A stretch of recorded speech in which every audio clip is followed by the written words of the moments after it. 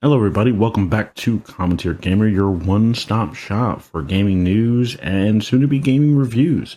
Today we have a funny one. I thought this was hilarious, so I'm bringing that over to you. Here we are with PC Gamer. Ikea threatens to sue the maker of an infinite furniture store survival game. This is just hilarious to me. Ikea's lawyers say the store is closed infringes on its trademarks, reputation, and trade dress. I'm just going to get into the article because this is too damn funny. The store is closed is an in-development survival game with a fun premise. You're stuck inside an infinite furniture store. The mutant staff is trying to kill you, and the only way to stay alive is to explore the aisles and use the furniture to craft weapons and fortification. If that description makes you think of Ikea, the famed Swedish purveyor of assemble your own furniture and oddly popular meatballs, you're not alone. In fact, creator Jacob Shaw referred to it as an infinite Ikea game on Reddit, and as have some sites and streamers reporting on the project. Unfortunately for Shaw, the project came to the attention of the real-life Ikea, and its legal representatives have sent him a letter demanding the game be changed and threatening a lawsuit if it is not. Let's take a look, because this is just hilarious to me. This game is in development. He's got a Kickstarter trailer out here. It's actually really, really good, really funny. I don't go in for horror games, but I personally would most definitely buy this. Let's take a look. Have you ever gotten lost in one of those big furniture stores? Well, I've been stuck in this one for days. It just seems to go on forever. I tried to find help, but there's something wrong with the staff. Even worse, at night the lights go out. Store is shut. Why haven't you left? Get out now! I survived on food from the cafes and made use of what I could find around me. But lately the staff have been more aggressive. If I want a chance of finding the exit, I'll have to go deeper into the store.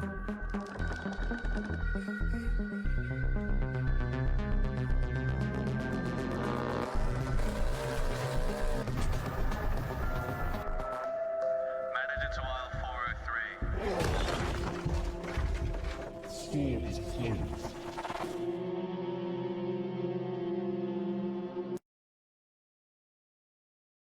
All right, so that that is a trip and a half. Obviously, you've got you've got a lot of things that are very reminiscent of IKEA. If you've ever been in an IKEA store, I don't know anybody who hasn't, but if you ever haven't been in an IKEA store, that's pretty much what it looks like on the inside.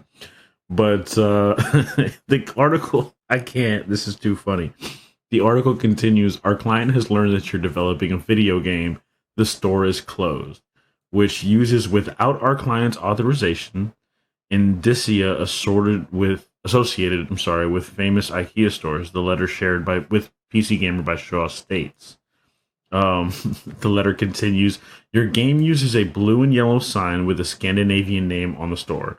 A blue box-like building, yellow vertical striped shirts identical to those worn by IKEA personnel, a gray path on the floor, furniture that looks like IKEA furniture, and product signage that looks like IKEA signage. All the foregoing immediately suggests that the game takes place in an IKEA store.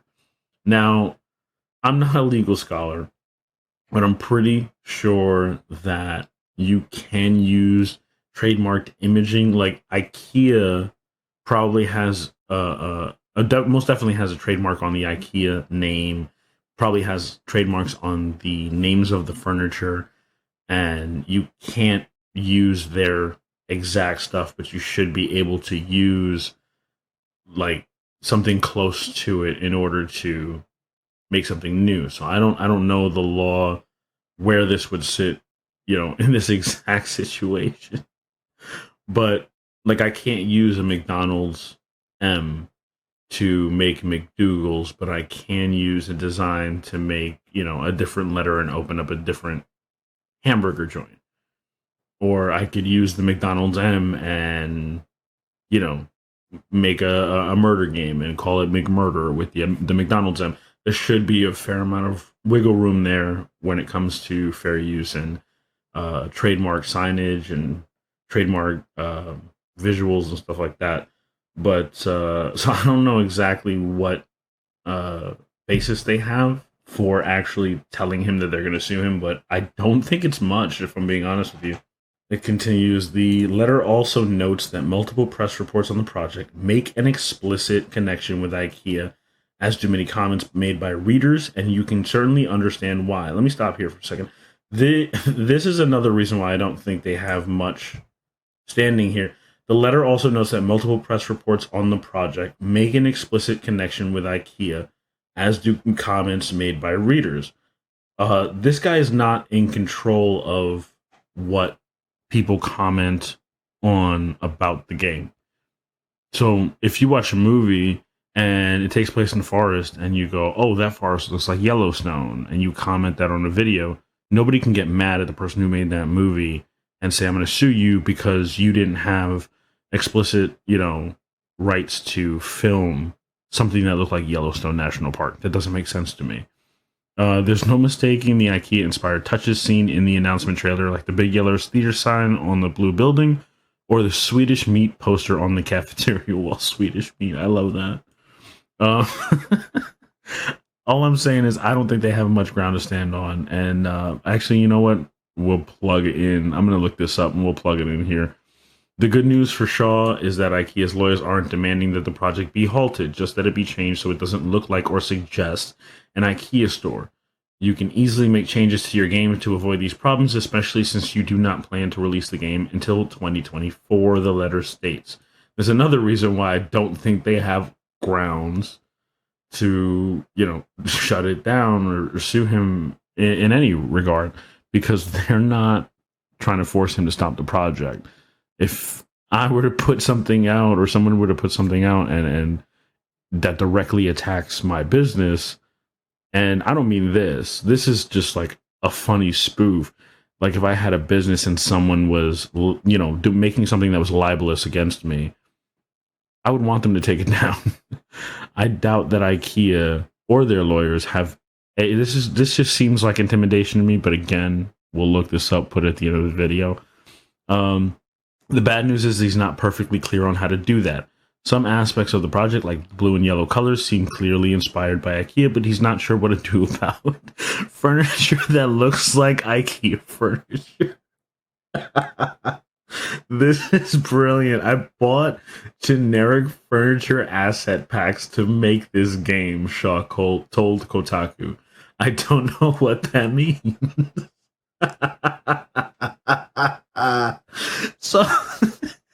So the next time someone looks you in the face, and I've done this, I'm guilty of it. I've gone to IKEA, I've bought some furniture, I've built it myself because it's way too expensive to have them build it.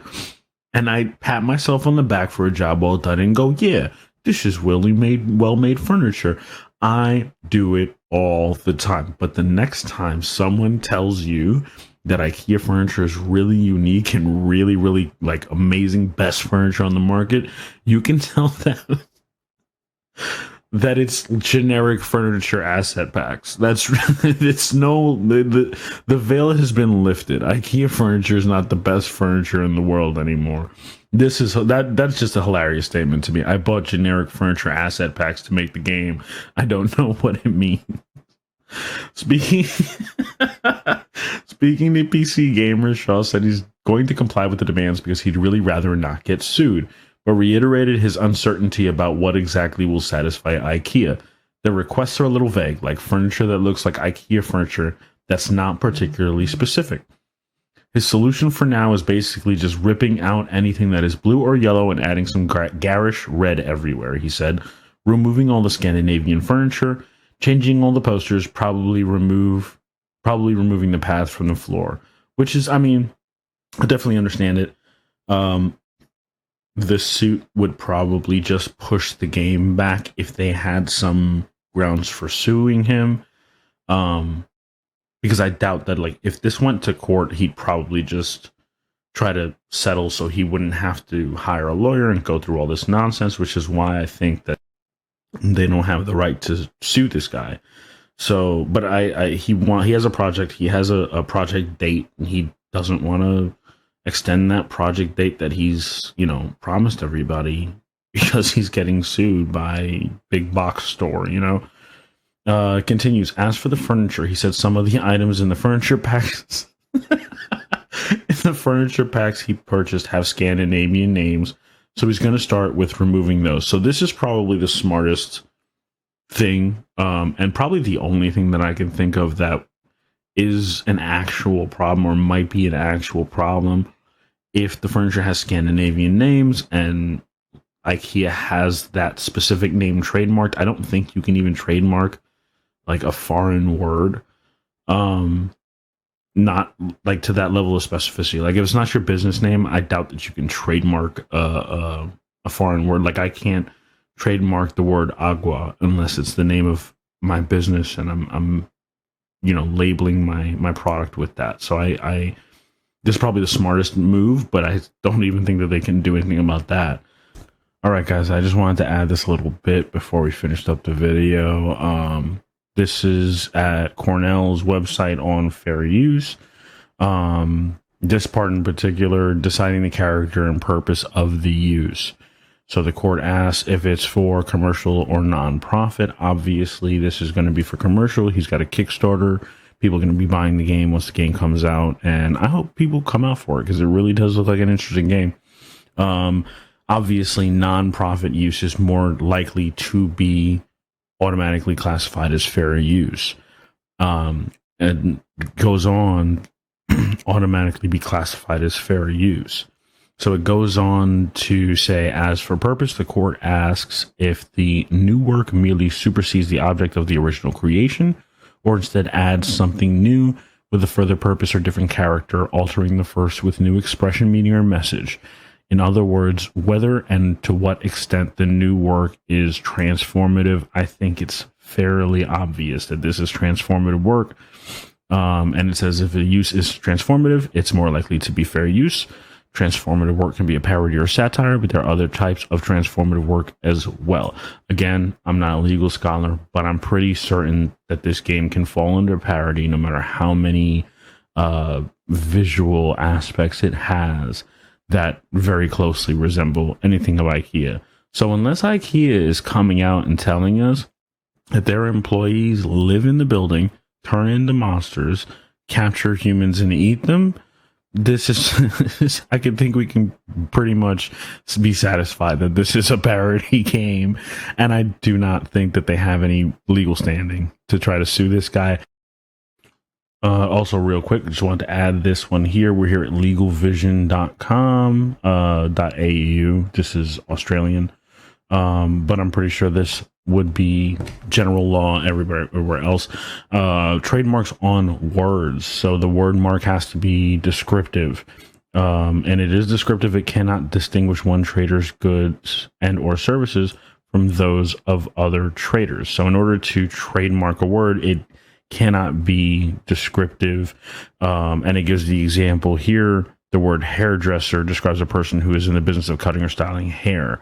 A trader would not be granted the registration to use this word to indicate their hairdressing services because other traders legitimately need to use the word hairdresser to provide such services. So in the case of IKEA and their specific Swedish words for their furniture, those words are kind of the IKEA mark. You're buying IKEA furniture because there's a Swedish name for that furniture. So in relation to the part of the video where he says he's going to remove the Swedish words and the Swedish furniture packs, that kind of stuff, that's probably a really good idea, because that would be that movement into a lawsuit.